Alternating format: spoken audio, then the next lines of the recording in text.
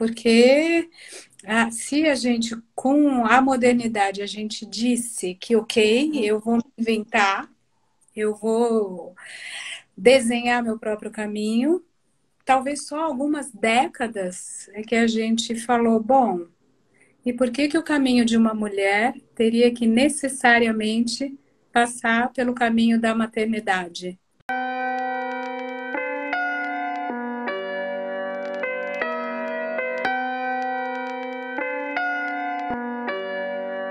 Vamos lá, então. Maria, muito obrigada por estar aqui. Eu estou muito Obrigada. feliz por esse papo. Que bom, né, que deu certo Que, finalmente. que bom que deu certo. Difícil achar a agenda, mas muito obrigada pela tua disponibilidade. Eu fiquei muito interessada em discutir esse tema com você, em escutar um pouco o que você tem para falar disso, então estou bem animada. E quando, né, o desejo de um filho não vem, como eu escrevi um pouquinho para você, né, que ele vem assim de uma série de vertentes, e uma delas é que eu tenho me ocupado um pouco do assunto da maternidade em relação à feminilidade, e acho que toda vez que a gente pensa nisso, a gente pensa no contrário disso também, né? Uhum. Então, queria de um modo aberto, assim, escutar o que é que te ocorre dessa temática. Associa, né? Associa.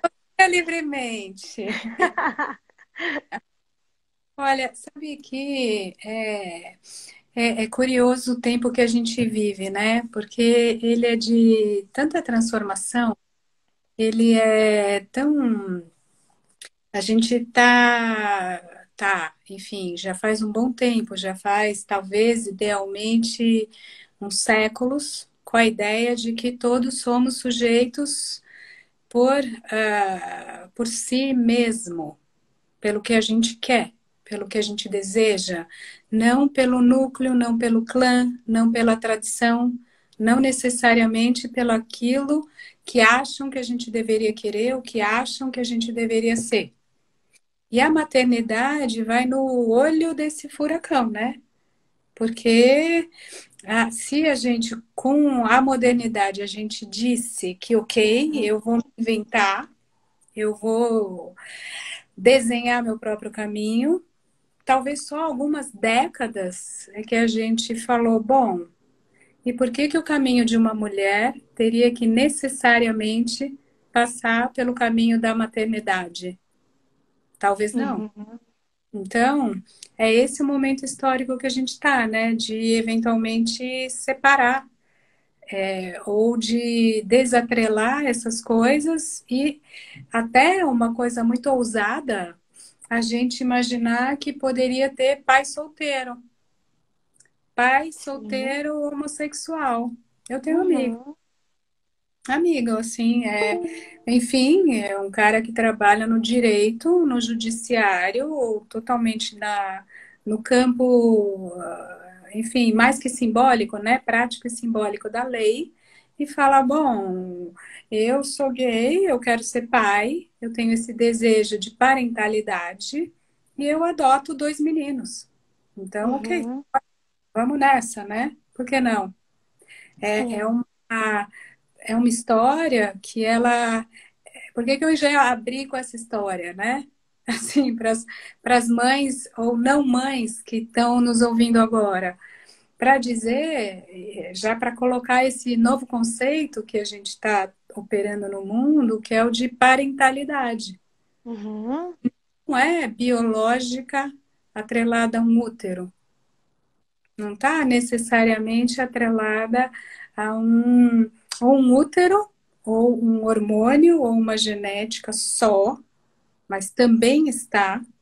E nem, então, tem o real, tem o corpo, tem a bioquímica, mas ao mesmo tempo sai um pouco, porque não está no instinto materno, que ele flerta um pouco com esse real, com o hormônio, com uma arquitetura neuronal, e ele flertaria com a cultura, porque aí a gente pensa, bom, tudo bem, não é só corpo, mas é cultural, né? A Uhum. maternidade é uma sacrossanta instituição, e é um pouco, mas a gente diz, bom, para além do bem e do mal, não é? Falou Nietzsche.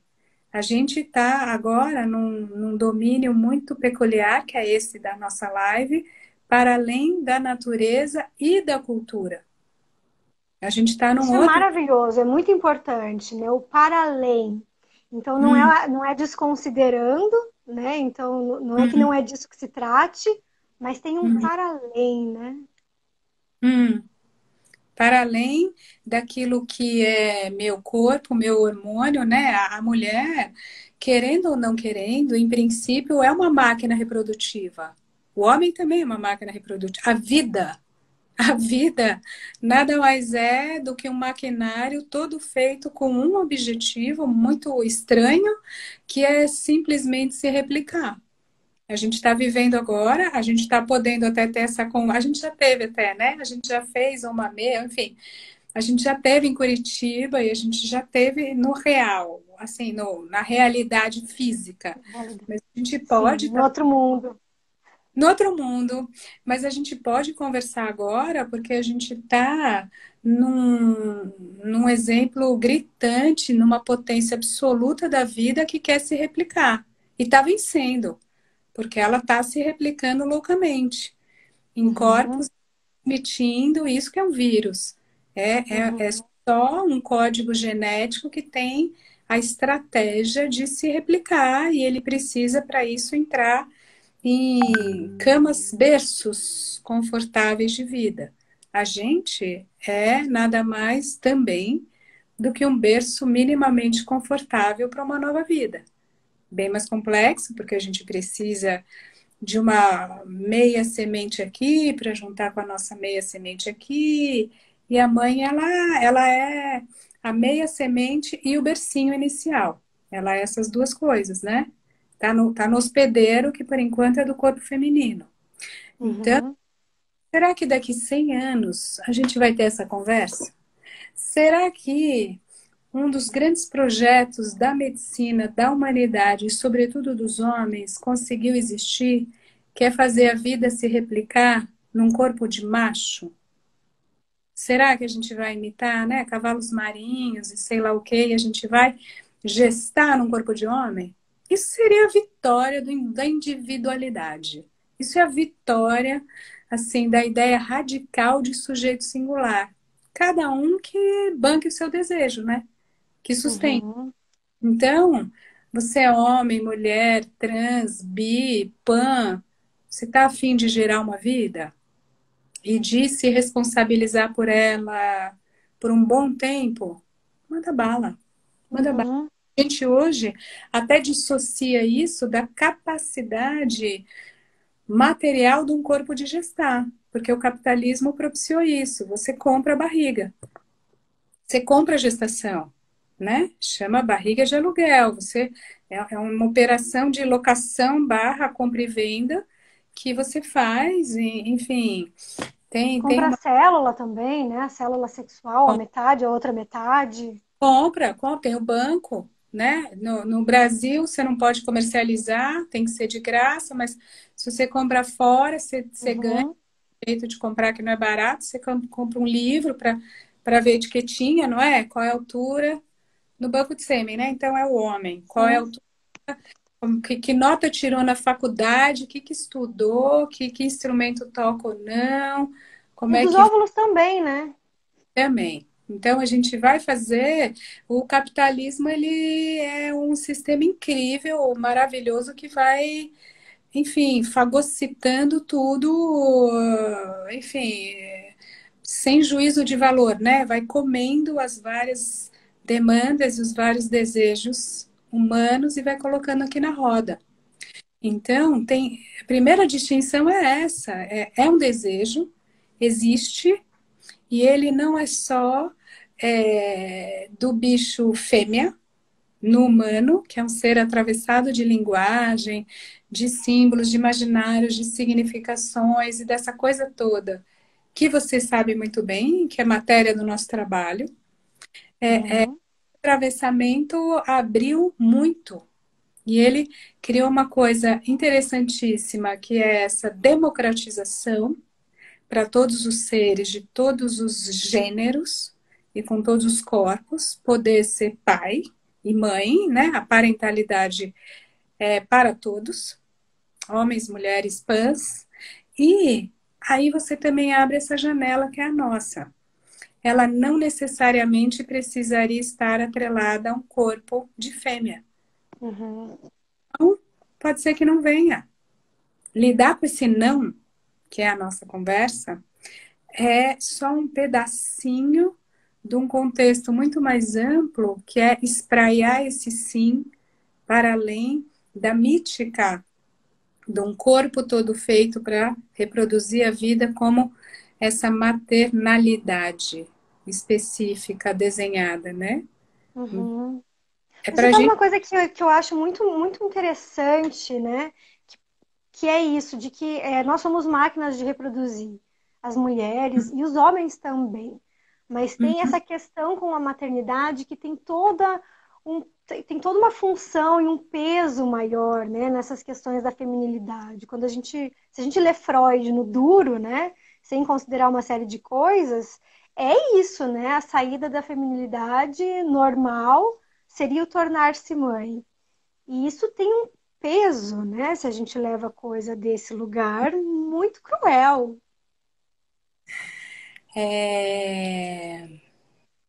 É, mas assim, eu sou levemente suspeita para falar, mas é por dois motivos. Primeiro, porque o Freud é um autor basal para mim, claro, né? Então, e eu trabalho também com isso, né? Com a feminilidade, o conceito de feminino no Freud, na psicanálise, no Lacan. Fiz um livro, convidei um homem para fazer um livro. A gente discute isso, né? No Coisa de Menina. Sim. A gente tem um capítulo sobre maternidade que você sabe que até você me chamou um pouco para a gente conversar muito por conta disso. Uhum. E assim, eu até compreendo o Freud, assim, eu vou dar um petardo aqui e vou bater e assoprar. Vou fazer um jogo duplo, porque, assim, sem dúvida, o Freud é um filho do século XIX. Aham. Ele nasceu no meio do 19, 1856. Então, ele está ali, ele nasceu 3 anos antes do Darwin e da origem das espécies. Ele tem uma pegada biologizante, neurologista.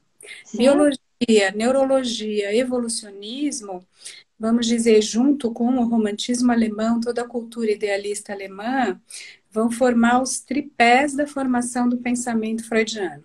Então, a gente que trabalha com a episteme, né, psicanalítica, freudiana, Freud, Lacan, a gente sabe isso, embora Freud tenha sido um homem do século XIX à frente do seu tempo e foi um grande produtor de uma outra episteme que brota no século XX. Então, ele é, ao mesmo tempo, um crente do falo, porque essa teoria é fálica. Essa teoria, Uhum.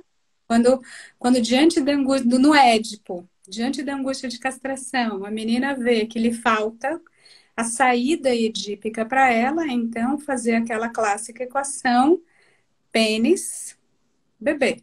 Essa que é a teoria que você colocou aqui. É uma teoria que parte de um pressuposto de crença e apoio no falo. Sim, o Freud é isso também. E é dentro, esse pensamento, ele está dentro de uma lógica um pouco evolucionista, que vai pensar a vida e sua reprodução e sua complementariedade, ao mesmo tempo que o Freud é ultra feminista.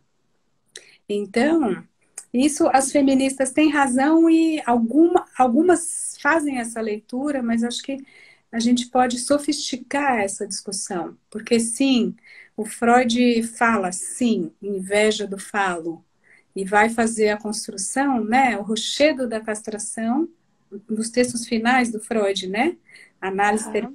terminável, ele vai colocar isso, tem o rochedo da castração, no final da análise você para num muro, numa pedra, quase drummondiano, né? Drummond, no meio do caminho tinha uma pedra.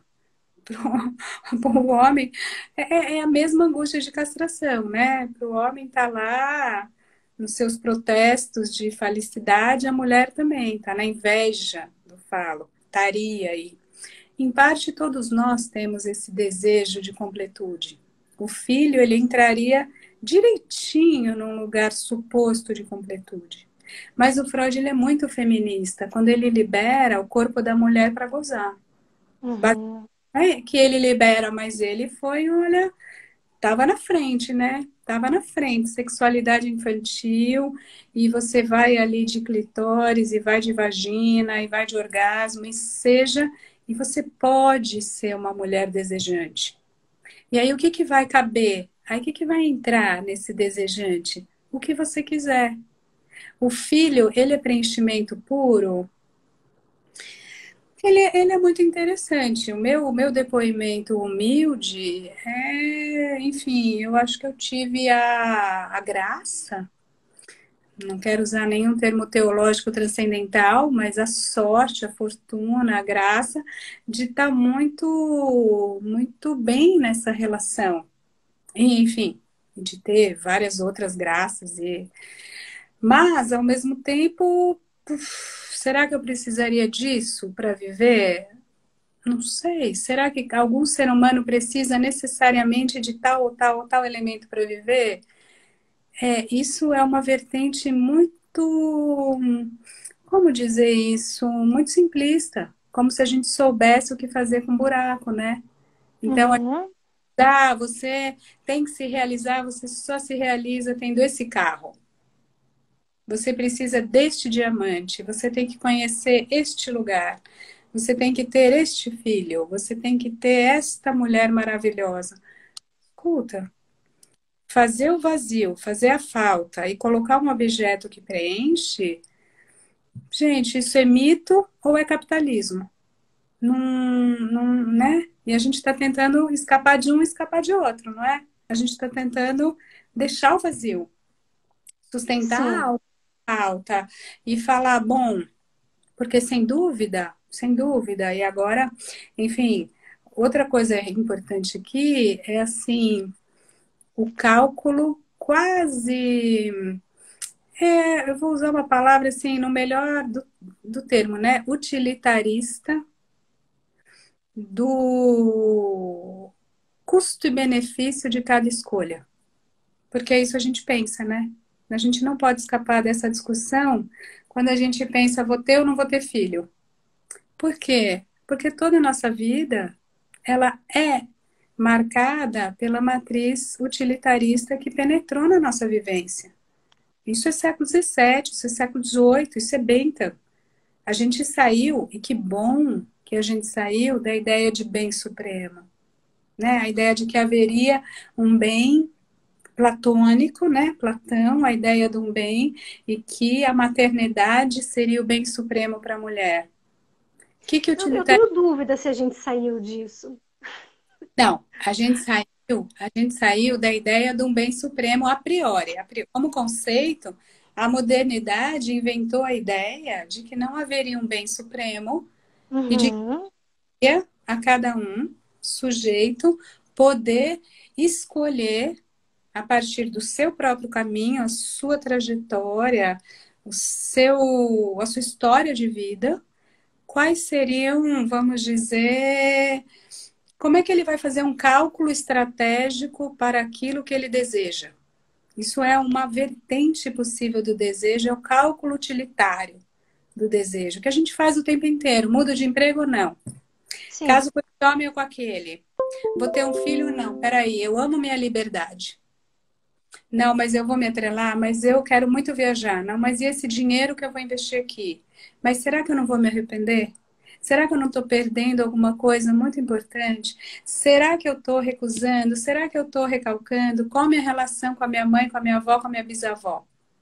São ótimas perguntas. Eu acho muito bom colocar essas questões, porque são elas que estão na base da discussão. Uhum.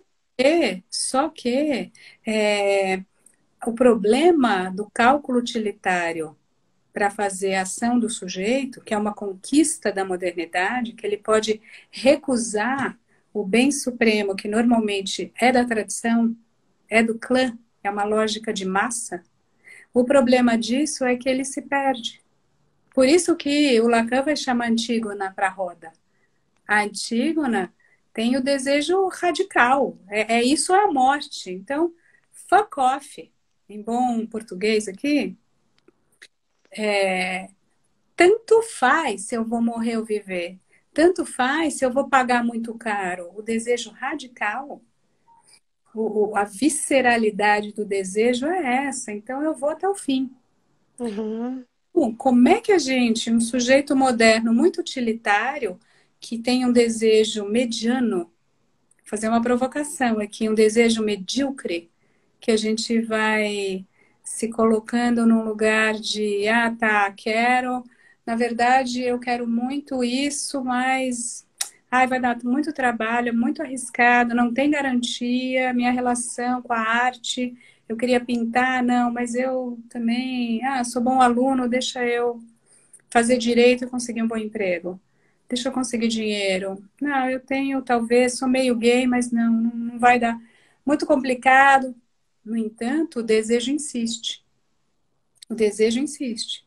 O desejo mesmo, ele vem. Ele vem. Chega uma hora que fica claro, para um lado ou para o outro. Então, acho que a gente podia entrar um pouquinho no desejo específico de ser mãe. Uhum. Maternidade, acho que a gente podia, que a gente não dá para mergulhar um pouco, mas uma hora ele vai aparecer. É. E Será aí, que eu fico pensando se isso que você está falando tem relação com o que no senso comum as pessoas chamam de relógio biológico? De um modo então, equivocado, claro, né? Atribuindo de um modo geral ao corpo, no sentido biológico, mas como sendo algo da ordem do desejo, que aparece com essa radicalidade. você sabe que o Lacan tem aquela ideia do tempo lógico, né? E ele colocou, que você conhece certamente, que a galera aqui que trabalha a psicanálise vai lembrar daquele textinho nos escritos, que era o tempo lógico, que ele ou tem algo que o que é o X da questão? Antecipar alguma coisa para construir uma certeza. O título do texto é isso. Uhum, Então, ele vai colocar aquele enigma dos prisioneiros. Você tem um enigma tal, você tem um quiz ali para 3 prisioneiros. O primeiro a resolver sai e ganha liberdade. Quando você é colocado nessa situação, você tem que resolver porque é agora.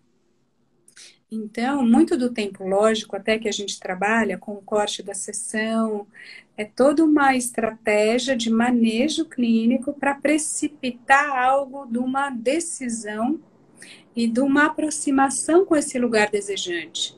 Então, uhum, muitas vezes eu escuto esse relógio biológico como esse enigma dos 3 prisioneiros, como aquilo que é assim, ó, é agora. Vai fechar, ó, o portal tá fechando, hein? Tá fechando, tá fechando. Ó, quem vai passar? Quem vai passar? Quem vai passar? Tum. Então, é uma ampulheta. É literalmente uma ampulheta, porque é sim. de tempo. Quando acabar, tuf, você vai mexer a pedra do tabuleiro. E aí, bobeou, vem aquele desejo. Eu acredito claramente, assim, eu acredito e verifico o inconsciente e o desejo inconsciente, que é matéria básica do trabalho que a gente faz, e que ele está no lapso, está no sintoma, está no sonho, e está no momento em que você vai, fiz uma loucura. Às vezes não vem assim, você está atendendo, aí vem alguém e fala assim, você vai me matar, mas eu fiz uma loucura ontem, você não vai gostar, mas aí, sei lá, liguei pro ex, transei sem camisinha. Vamos pegar essa, transei sem camisinha. Não estava sem fazer sexo com meu marido nesse raio dessa quarentena. A única trepadinha que aconteceu ali, engravidei. Acabou a sessão. Tá dito, tá Tá dito, tá dito. ligado, tá feito, tá mais que dito. Tá realizado, fiz um filho. Nossa, mas agora tenho dúvida, quero ou não quero. Tudo bem, outra questão. Mas assim, aí, nesse momento, você quis e complacência somática, como diria o Freud, né? O seu corpo Uhum. foi complacente à sua psique e você produziu uma vida, que é uma coisa dificílima de fazer. Então, eu acho que os relógios eles servem para nos ajudar ou a angústia ou o desejo. Às vezes são coisas que estão muito juntas até. Aham. Agora eu vou te falar. Eu diria que um fenômeno que está acontecendo agora, eu vou ser bem franca, ok? Com todas as moças e não tão moças que nos escutam, mas assim, eu diria que a gente complicou tanto a relação homem-mulher e a relação mulher-mulher, homem-homem, mas sobretudo homem-mulher, que é própria da modernidade, é muito complicado.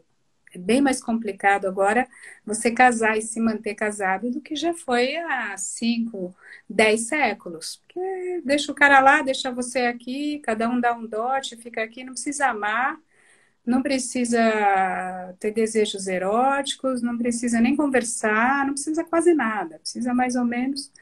A partir do momento em que a gente inventou a relação e falou, por que não gostar?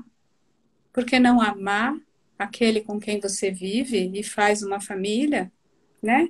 Por que não amar aquele com quem você está fazendo essa célula reprodutora da vida? Aí a gente complicou tanto que fica muito difícil achar o pai do filho. Então, a gente tem um problema gigantesco que é o seguinte: eu quero ser mãe para além de qualquer casamento estável que eu venha a constituir. Essas coisas estão muito juntas. Por isso que a Uhum. gente também. Por isso que a gente fica na dúvida. E uma vez que você tem um casamento agradável, harmonioso, interessante, desejante, você também fica na dúvida, paradoxalmente, que você tem medo de perder isso e que o terceiro venha a atrapalhar a relação.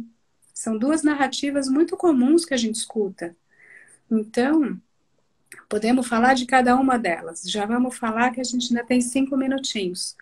Mas assim, é como se a gente tivesse ainda muito confuso sobre o desejo de uma parceria e o desejo de um filho.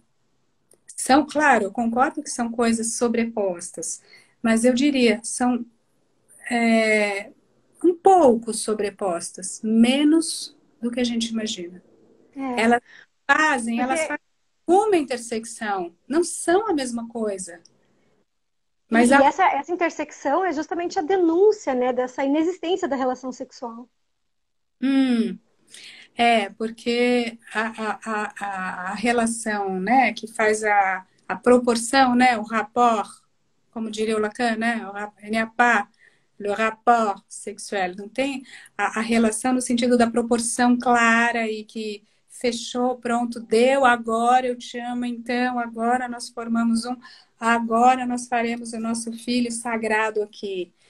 Esta narrativa toda que eu diria que a gente precisaria colocar em xeque para saber, então, o que é uma relação e o que é com um homem, com uma mulher, com um parceiro, e que é a relação e o meu desejo de parentalidade ou não. Uhum. Conseguisse, né, analitizar isso, Lise, né, quebrar isso, separar, acho que a gente conseguiria se perder menos. Então, vamos fazer por partes. A primeira, uma relação seria a condição necessária para ser mãe ou para ter um filho? Eu vou te responder, não. Eu não tenho dúvida dessa resposta. Para muitas pessoas, é condição necessária para você querer ser mãe e assumir o seu desejo de ser mãe? Eu diria que muitas mulheres, para as mulheres é mais difícil, mas muitas pessoas, elas se escondem do seu próprio desejo de ser mãe e pai, sobretudo mãe, através dessa confusão. Porque você vai falar, mas eu nem queria muito. Ah, mas também estou fazendo 40 anos, estou solteira, vou fazer 38, não tenho alguém, ou acabei de casar, tenho medo, não quero pôr um filho aqui. Então, mistura o relógio biológico, mistura a aprovação social da moça solteira ou casada ou tia, junto com o seu próprio desejo, e você prefere, normalmente a equação que as mulheres têm feito é preferir abrir mão do seu desejo de mãe, de ser mãe, do que bancar, abrir mão do seu desejo de um parceiro, não só pelo parceiro, mas sobretudo pelo lugar social da mulher solteira. Então, quando você diz, será que a gente já ultrapassou esse lugar da mulher com a completude com o filho? Acho que, sem dúvida, não ultrapassou isso. E muito pior, a gente nem ultrapassou um registro social em que a mulher ela pode ser feliz sem um parceiro. E isso confunde muito as mulheres. Porque mãe solteira, não. A gente até usa essa expressão, tanto que tem todo um movimento de mãe solo, né? Como é que Uhum. mãe solo, é... por que não ser mãe single? Por que não? Porque aí você talvez possa conseguir buscar dentro de você o quão você quer mesmo essa, essa, essa experiência da maternidade, de gerar, de amamentar, de cuidar. E assim, uma coisa incrível para nós é que a gente pode separar essas coisas e pode até inverter a ordem. Isso que é sensacional da modernidade. Se ela nos confundiu, nos atrapalhou, dando tanta liberdade e falando para a gente, ó, sim, você pode ser mulher sem um marido, sim, você pode ser mulher e ir para a faculdade, você pode ler e escrever, você pode ter terra sem um homem, você não precisa passar do pai para o homem, ótimo, mas ela atrapalhou, falando, ó, o homem vai ter que ser legal, ser inteligente, minimamente provedor, vai estar com você, vai ser eroticamente desejável, e fica tão impossível chegar nessa figura mágica, nesse príncipe contemporâneo, e você se confunde, passa aí algumas décadas quebrando a cabeça para isso. Por outro lado, essa mesma modernidade tão complexificante da vida, ela nos ajuda dizendo: olha, você não precisa casar para ter filho. Você pode fazer o seguinte: você pode, se assim o desejar, ser mãe e ter um filho, e depois você casa. Por Sim. quê? Porque o tempo existe. E porque ninguém inventou ainda um corpo reprodutivo e bem reprodutivo depois de 40 e tantos. Existe um limite. E sim, é um limite que ele tomba mais sobre o corpo feminino que sobre o corpo masculino. O que Uhum. atrapalha todas as negociações e trâmites do comprometimento para o homem e para a mulher. Tem todo um jogo de forças que um cara com 30 está muito tranquilo, um cara com 35 está muito tranquilo. E ele fala: ai, não aguento essa mulherada de 30 atrás de mim para casar porque quer ter filho. E ele sabe que ele tem esse poder. E ele sabe que isso é o intertexto que está nas relações contemporâneas. Então, ótimo. Então, faça seus filhos, façam vossos filhos e sejamos livres. E você encontra o seu amor depois com o seu bebê, com o seu filho, com a sua barriga. Você encontra esse homem, esse amor, quer seja ele tenha 20, 30, 40, 50 ou 70. Você pode, entende? Então, isso é uma liberdade gigantesca que a gente poderia. Eu estou colocando aqui nessa roda bastante pública, porque eu diria que a gente precisa ter a coragem de bancar o nosso desejo e a cultura ela não é tão cruel quanto ela já foi. Ela Uhum. mais liberdade. Então, então vamos, né? É, querendo ter filho ou não, né? Porque acho que tem relação com isso também, né? O desejo de não ter filho, né? Quando o desejo não vem de ter um filho. Também é preciso sustentar esse lugar do desejo para ter e para não ter. Sim, por isso que eu digo, separando isso, você vai conseguir saber em alguma medida o quanto você quer mesmo ou Uhum. o que você talvez não queira mesmo. Porque Sim. esse lugar de, em última instância, gerar e acompanhar uma vida e cuidar dela e se relacionar com ela é uma missão, mas eu não quero colocar muito só como missão, é uma relação que você cria para você. E Que não é para todos, né? ela é menos divorciável do que a relação com um parceiro, com uma Uhum. amizade, um trabalho. Idealmente é assim, claro, você pode ter e abandonar, muita gente faz. Você pode ter e fingir que cuida, muita gente faz. Você pode ter e dar uma terceirizada. Você pode ter, fazer todas as lições, fazer tudo e psiquicamente estar ausente. Aí a gente vai para todos os sintomas possíveis da maternidade.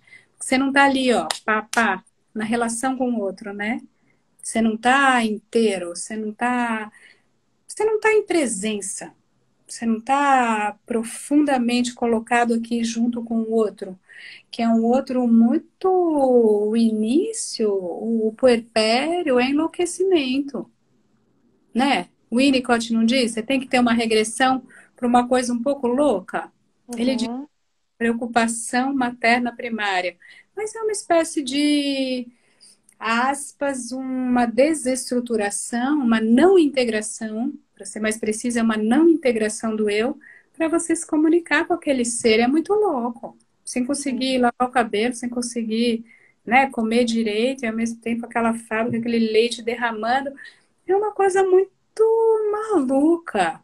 Mas eu diria viva, igual a pandemia. É muito louco, mas assim, vamos, né? Vamos, porque é isso, é um momento assim inédito, é Uhum. histórico.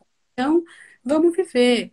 Mas você fala, gente, não tenho nada a ver com isso. Estou muito bem. Não preciso fazer esta relação. Não quero fazer, não quero me dar o trabalho psíquico, material, social.